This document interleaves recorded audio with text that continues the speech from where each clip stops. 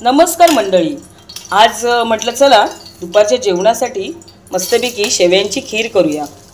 आता या ठिकाणी मी साजूक तूप घेतलंय आणि साजूक तुपामध्ये या शेवया आहेत, या विकतच्याच आहेत, या मी आता मस्त खरपूस अशा भाजून घेणार आहे।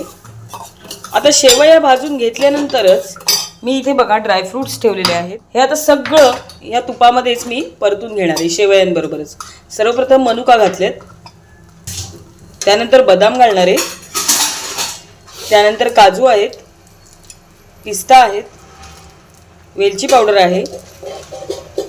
आता हे व्यवस्थित असं छान असं परतून घ्यायचं।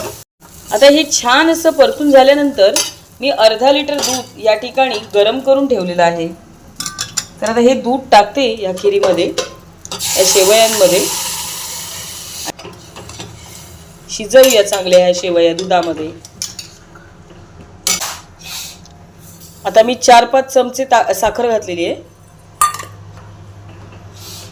आता ह्या शिजल्यानंतर मी तुम्हाला दाखवते। तर अशा पद्धतीने आपली ही खीर छान अशी शिजलेली आहे। तर ही रेसिपी तुम्हाला कशी वाटली हे मला कमेंट करून नक्की सांगा।